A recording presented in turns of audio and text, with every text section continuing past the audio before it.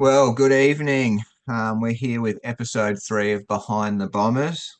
Uh, this week, we're excited to introduce one of our newest senior recruits for the Bay and Basin Bombers, Jacob. He's going to be a fresh face on the field.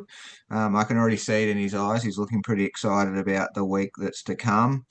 And I'm sure he's keen to pull on his Bombers jersey and make his mark on the red and black. I know that from speaking to him in the past, he does already have a connection to the Bombers through the junior football club, so that's exciting. So without further ado, welcome, Jacob, and can you tell us a little bit about yourself? I think just before we hit record, I told you a bit about what I wanted you to cover. So just tell us a bit about who you are, where you've come from, and how you got to here. Yeah, so for those that don't know me, my name is Jacob. Um, I am 27 years old. I was born in Campbelltown, but I've been living down on the south coast ever since I was about 5 or 6 years old. Um, I currently live with two other housemates and a really annoying dog. Um, and yeah, that's me. Well, I got two questions. What's the difference between Campbelltown and the South Coast is my first question. A lot of people, I mean, I can't really remember too much of it. We did go we went up there a few times to visit family, and it was kind of a bit like always making sure your shoes are double knotted to make sure no one's nicking them off your feet, and maybe always tapping your pockets every now and then just to make sure no one's pocketed your phone or something. But no, I live down in St George's Basin now. And when I tell people I'm from Campbelltown, they just or I tell people that I live in St George's Basin, they say, "Oh, it's just Campbelltown by the sea." So they think there's no difference, but Uh, I yeah. wonder if the people that are watching this video will resonate with that same theory about it I being like think Campbelltown by the sea. we'll see. We'll see. And also, you said you had an annoying dog. I'll let the audience decide whether it's annoying or not, but what sort of dog is it and what makes the dog annoying? I've got a toy cavoodle. Oh yeah. So he's a little yappy thing. I've locked him inside because he likes to bark at any noise ever made. So yeah, he's very annoying, but he's sweet. I love him. I've had him for the past 5 years, and he wasn't he wasn't really my decision to buy. I just kind of we walked into a pet store, and my partner at the time kind of twisted my rubber arm into buying it. She made me hold it first, and she knew as soon as I Ah, picked it up, I wasn't putting it back down. So that kind of an, stung the wallet a little bit, but yeah, he's all an emotional buy, eh? Love that. right. Nice. All right. Well, let's get into some actual questions. So my first question is you said you played some junior footy at the Bombers, but what's drawn you back to have a run with the seniors down here? Oh, I mean, yeah, I used to play juniors for Bay and Basin for however long. I think 6 years. I think I played juniors with them. It was a long time. And I kind of took a hiatus to go and play soccer Hmm. because a few of my mates were playing then, and they kind of twisted my arm into going. I played soccer for about 5 years, and oh no, I mean you can just you can take the boy out of the footy, but you can't take the footy out of the boy. And it was just itching at me just to go back and obviously just relive that feeling of getting a kick of footy around. So I'm back. Nice. Nice one. And what's your ideal position on the field? You know, it's funny when I did the meet the team thing. I and I put down as my position bench warmer. And the funniest thing is I got questioned about so many other things on that list, but nobody questioned the bench warmer thing. So just I guess it must be true. But I played juniors and a bit of seniors in the back line, so I'm assuming that's where I'm going to be. But I'm happy to play. I'm happy to do a stint anywhere.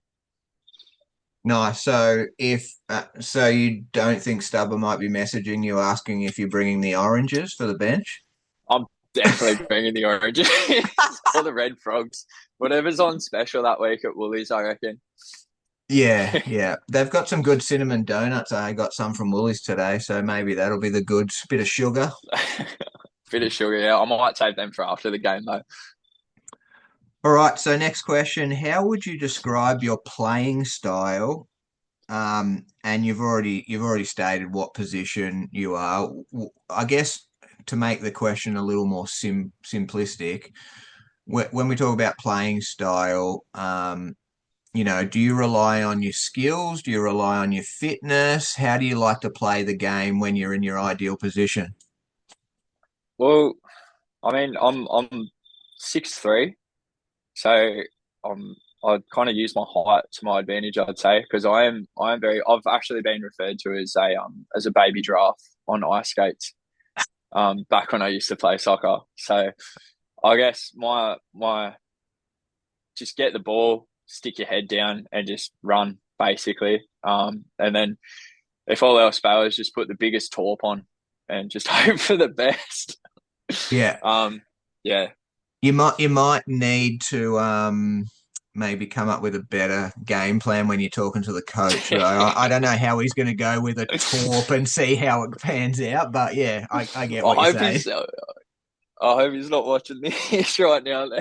Pretty sure he is watching it. He wants to know what every player's thoughts are on the footy club and positions Oh, and okay. stuff. So it'll be good. He'll get a good laugh anyway, I'm sure.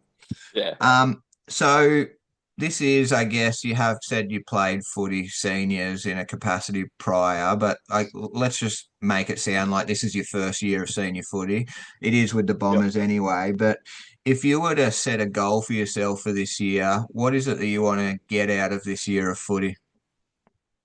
Ooh, Good that's a good question, I question. know. Oh, you've Thank you. stumped me there. Yeah. Um, what would I like to get out of it? I'd definitely like to get the confidence back, I would say. I mean, coming back to playing footy after so long off, I can definitely feel that I'm a bit, I've still got a few cobwebs on that I'm trying to shake off. Um, Especially after last year, I tried to come back last year, but my knee had other plans for me. I got a Mm. grade 2 MCL tear. Um, so that's yeah, just confidence, I'd say, really. I'm just trying to get back to being the best me I can be on the field. Um, and yeah. That's cool. Yeah, I know all too well about the knee. Here's something you don't know about me. I had arthritis in my right knee as long as I can remember from my military Ooh, career, and it got to the point where it was so bad that I just really couldn't get through training or even play a game, and that's why I went back to umpiring because I could limp around the field. But I ended up having a total knee replacement. I've literally got a bionic right knee, and you wouldn't be able to tell the way I run around the field, but once again, I resonate with what you're saying because for me, after that operation, it's hard to get the confidence back that your knee won't bust again or yeah, it won't let you down on the field. So all I can yeah, say to you is keep working hard with the training and fitness if that's what you do outside of footy as well, and the confidence will come. And if you need some extra strapping or whatever, make sure you do that and just get yourself in the best mindset you can be come game day. So I'm sure you will. yeah. I've been watching a few TikToks on how to strap an MCL. and yeah, I went into Rebel Sport and kind of broke the bank on some strap and tape. So if anyone needs some, just hit me up before the game because I've got plenty now. Oh well, I've just done the strapping course and I've got a bag full of strapping that Michael organised me. So we've got plenty of tape. So if you don't want to use your own, you know where it is. There we go. We've just gone from bench warmers to the medical team. Yep, agreed. Um, so next question is, what has been a person or a type of influence that's drawn you to footy? Person or an influence. Um, I'd say my biggest influence would probably be my mum. She was not that she played footy, but she's definitely been my biggest influence on life in general. I mean, I lost my dad when I was a young teen. So I kind of had to, my mum really had to strap on the boots and kind of show me um how to how to basically just be a man, do man things pretty much. And yeah, I remember it's not really something that you notice so much as a child, but when you grow up, it definitely does click a lot more in your brain how much effort and time that she put into me. I mean, she was knackered. She was tired all the time, and she still always found time to put me first. And she always took me to every footy game. Like I used to play Saturday, Sunday training sessions on Tuesday and Thursday, and she would always have time to take me to those games and sit there and watch me play. And I feel like I kind of owe it to her to you know do better. Not that I'm not aiming to make it pro or anything, but I just feel like I owe it to her that all of the time and effort that she put into me, I'd like to show something for it. Mate, that's really admirable of you, and I'm sorry for your loss. And Uh, it's pretty evident from my short time of knowing you from training that how positive of a mindset you have, and how good you've been around the footy club in a short space of time. And that's obviously a credit to yourself, but also what your mum's done for you over the years. So yeah, shout well out done, to mate. Deborah because she's definitely going to be watching these as soon as it finishes. Oh, good. Well, we Cheers, both better cheers, be a thank bit you. more. We better be a bit more professional then, okay, for mum. Oh yeah, sit up straight, like yeah. Hey, so next question is around look, I talked to lots of footy players over my 36 years of being involved in the sport, and a lot of people tell me that they have like weird rituals and stuff before they play footy. Some of them might be they wear the same undies. Obviously, I'm sure they wash them each week, but they Hopefully, have to yep. wear the same undies. You even see the NRL players wearing the budgie smugglers under their shorts Yeah, and stuff. Some people have to listen to a certain song, or they have to eat a killer python every week. There's weird stuff out there. Is there anything that you've ever done that is along the lines of a ritual to make sure you're focused?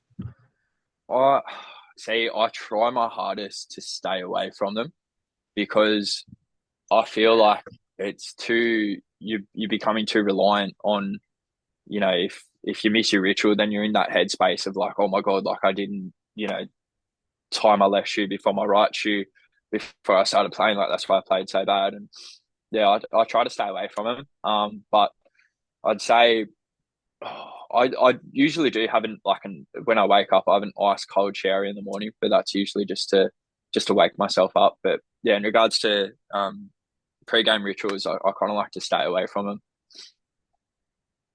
Yeah, yeah. Sometimes you can get in your own head if you get too worried about Yeah, everything else. yeah.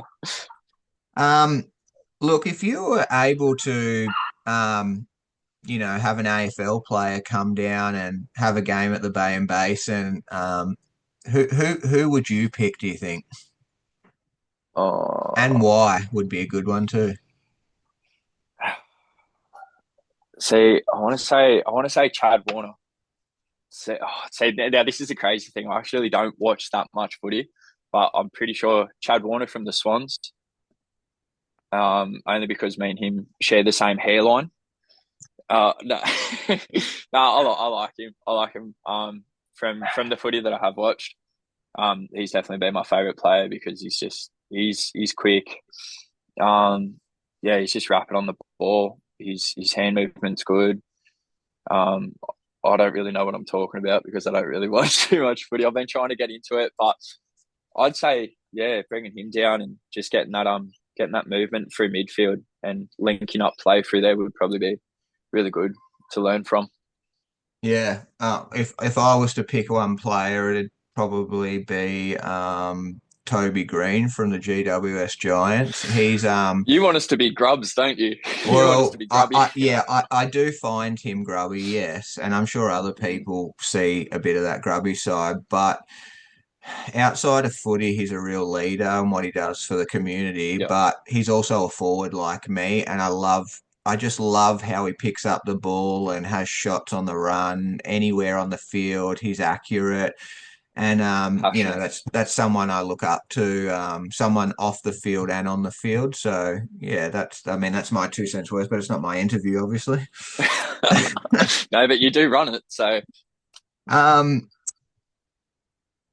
what's something that your new teammates at the Bombers might be surprised to learn about you?